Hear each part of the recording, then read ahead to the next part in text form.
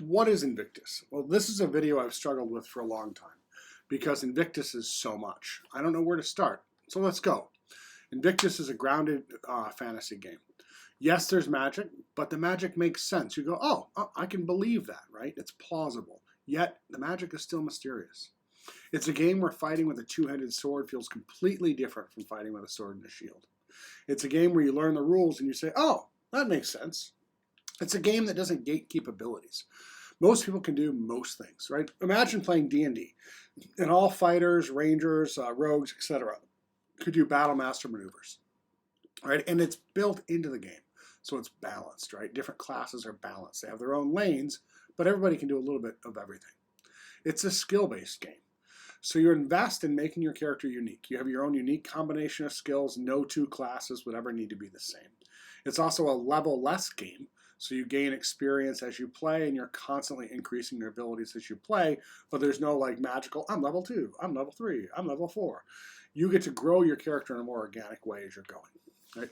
You have meaningful choices in your skills, and they affect your abilities in play. It's a game that actually, where your skills feel like they're important. Right? They're not just another part of the attribute. Right? In the ampersand game, you get a +2 from this and a +2 from that, and finally you're at a +3. In this, skills actually feel impactful. We're a 3d6 game, but skills are a different die that you add to that 3d6. And so it improves your ability. Skills make you more consistent when you're doing things. They're not just extra attribute points. It's a game built around working together in combat. This wasn't an afterthought. This was a core design principle, something we wanted in the game from the beginning. So at its core, it's a game in which you are working together with other people to try to accomplish things, either in combat or out of combat. It's a game where if a monster charges you, you run away. You don't wait for your turn, like, okay, he's charging, I guess I'll just stand there. Like the moment a monster charges you, you go. As you would, as you should. And because people can always be acting when it's not their turn in this game, it always feels dynamic and frenetic. Combat feels totally chaotic when we're playing.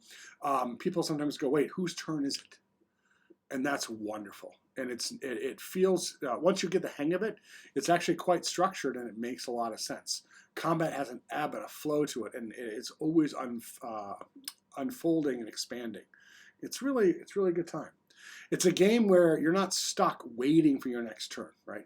If you see an ally in help, or ally who needs help, you help them right away. But there's a clear sequence in the way that things work. So it's not like, well, who goes next? Then we start arguing about it. There's a clear way to resolve it.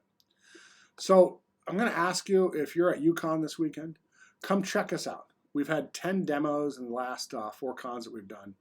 And many people have said it was the most fun that they've had in years. Who am I? I'm a physics professor. I'm a husband. I'm a father of 3. I don't have time to play games that aren't fun. So when we make up a rule to try to simulate something and it bogs down play, we nix it. We get rid of it. We don't keep it. We believe that the spirit of the rules are more important, but we also think that you need a scaffolding in rules. If you're just like, well, do whatever you want, that kind of fries people. They don't always know what to do. There's some people that in that kind of open improv can just do whatever. And they are blasts. Those people are fun to play with. But not all of us are like that. Some of us like need some ideas and suggestions. So we built a scaffolding so that you know what you can do and how you would decide it. But once you understand those rules, you can get rid of them and just say, okay, I know how this works. So we try to keep it fun. We try to keep it flowing.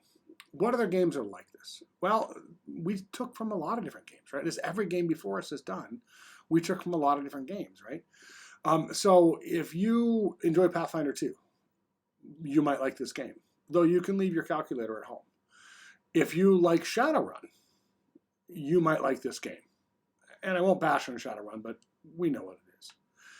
If you like games like Cthulhu, you might enjoy this game because it's a skill-based game, but we don't have 50 different skills, right? We don't have, all the small micro skills that you get in a game like that. If you like Shadowdark, you might enjoy this game, right? Part of what makes Shadowdark really fun is that it's lethal. This game is very lethal. But we don't go for the gimmicks that Shadowdark does. Those aren't a bad thing. It's just, that's not what we like. Torch timers are amusing. That might be good for a scenario, but it seems a little odd to always do that. If you like Daggerheart, you know, and the freedom that you have when you get to build a character and have narrative control while you're playing, you might really enjoy this. But I will warn you, unlike Daggerheart, you can and will die in this game. And unlike Daggerheart, you better keep your pets safe.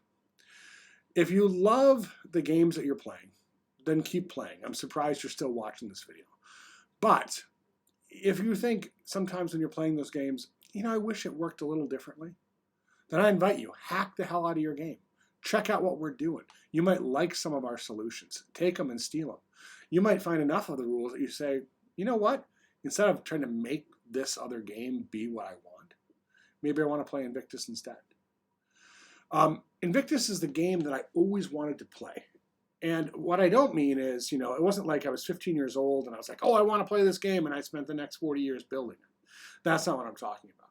What I mean is every time I played a role-playing game and I wanted to do something and the rules got in the way and the rules frustrated me and they stopped me from being able to do what I wanted to do, I wanted a game that didn't do that. And that's what we've tried to build here with Invictus, right? I can't tell you the number of new people I taught D&D to, and they said, oh, I stabbed that guy in the neck. And you go, oh, okay, roll your D20. And after like 3 times or 4 times, they stop narrating things because they know that pretty much what they say doesn't matter unless they roll the right number. But we try to give you some of that freedom back in this game. We try to give you some of that narrative power to like make those decisions. So come out, hang with us, stab somebody in the neck, in the game, of course, and enjoy yourself. Give it a shot. Check out our channel. Please like and subscribe. We have a Discord community. As soon as we have a physical product that we can hand to you and you can take and enjoy, we'll give it to you. Goodbye for now. Thank you.